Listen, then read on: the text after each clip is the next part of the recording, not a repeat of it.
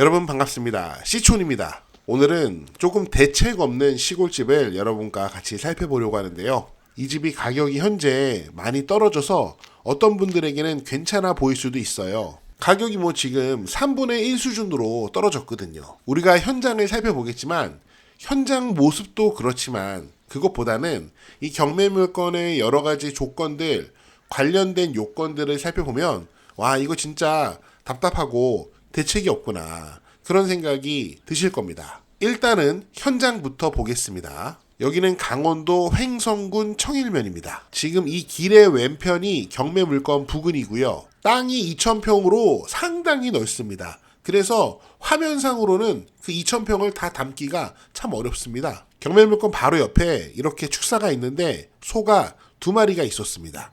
너무 이쁘죠. 동네에 못 보던 사람 같다고 저를 빤히 쳐다보더라고요. 아무튼 이렇게 축사를 지나서 여기서부터는 본격적인 경매물건 토지가 펼쳐집니다. 일단은 여기 보이는 도로가 국공유지 도로입니다. 그리고 경매물건 토지가 이 국공유지 도로에 딱 붙어 있어서 도로 이용에는 문제가 없을 것으로 보입니다. 이게 경매 토지인데요.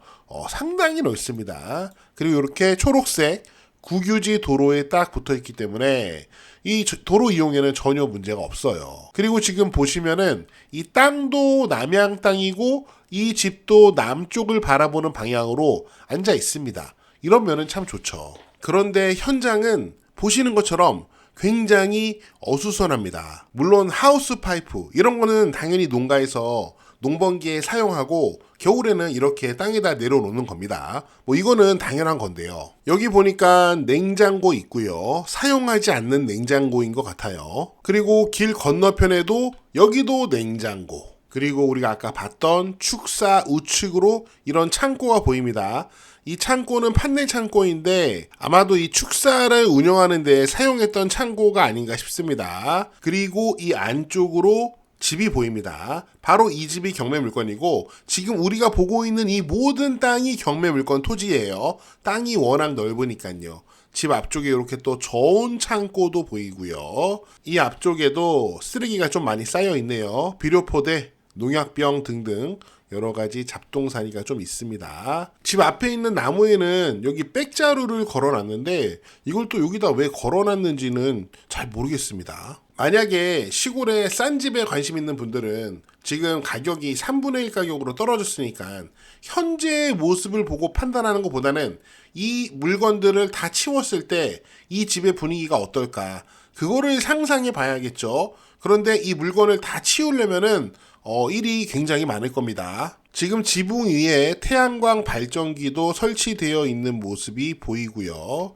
전반적으로 집의 모습은 이렇습니다. 여기 있는 이 집은 30평이고요. 경량 철골 구조로 2015년도에 지었습니다. 이제 10년 정도, 10년이 조금 넘은 집이죠. 집의 평면도를 보면은 현관 들어가서 거실과 주방이 보이고요. 뒤쪽으로 다용도실도 있네요. 방은 하나, 둘, 3개 있고요. 이렇게 분리가 되어 있는 것 같아요. 화장실도 2개가 이렇게 보입니다. 그리고 집의 우측을 보면은 저 멀리에 여기에 분묘가 보이죠. 지금 이 토지도 경매 토지에 포함됩니다. 2,000평이니까 지금 우리 눈에 보이는 대부분의 땅인데요. 이 토지 안에 분묘가 있습니다. 그리고 경매물건 앞쪽으로 보면은 이렇게 마을이 펼쳐지고 이 앞에 쓰레기들이 정리가 되지 않은 모습이에요. 집 앞쪽으로도 지금 좀 어수선합니다. 지금 토지상에 있는 집 빼고 여기 저온 창고 요거 매각에 포함되어 있지 않고요.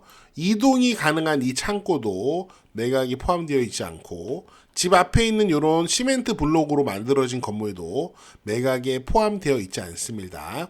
일단 이 저온 창고하고 요 이동식 창고는 이동이 용이하다는 이유로 감정에 포함되지가 않았어요. 그러니까 혹시나 이 집에 관심 있는 분들은 이 집은 그대로 두고 나머지 이런 저온 창고, 이동식 창고, 그 다음에 여기 있는 시멘트 블록 창고 이런 거는 없는 상태로 미래를 그려봐야겠죠. 그런데 이 경매 물건은 제가 영상 제목에서도 설명을 했지만 여러분이 확실히 알아보지 않고 접근하면은 낭패를 볼 수 있고 큰 어려움도 겪을 수 있는 위험한 요인이 분명히 있습니다. 자, 지금부터 어떤 내용인지 꼼꼼하게 살펴보도록 하겠습니다. 사건 개요부터 보겠습니다. 사건 번호 확인하시고요.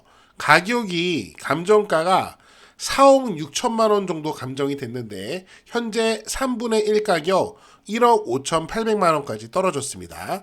여기 보시면은 토지가 거의 2,000평이고요. 건물은 30평 맞죠? 토지하고 건물이 일괄로 매각이 됩니다. 자, 여기 밑에를 보니까 대항력이 없다. 요건 좋은 거죠. 분묘기지권, 아까 우리가 분묘를 봤잖아요. 그런데 땅이 워낙 넓고 한쪽 끝에 있어서 뭐 이거는 뭐 좀 감수를 해야 되는 부분인 것 같고요. 농취증 필요합니다. 지목이 전인 땅이 있거든요. 그런데 이 분묘에 대해서 매각 물권 명세서에 이렇게 쓰여 있네요. 일부 산림화된 농지 및 불법으로 조성된 묘지는 원상 복구 필요하다. 그리고 또 매각 물권 명세서를 보면은 조사된 임차 내역이 없다고 합니다.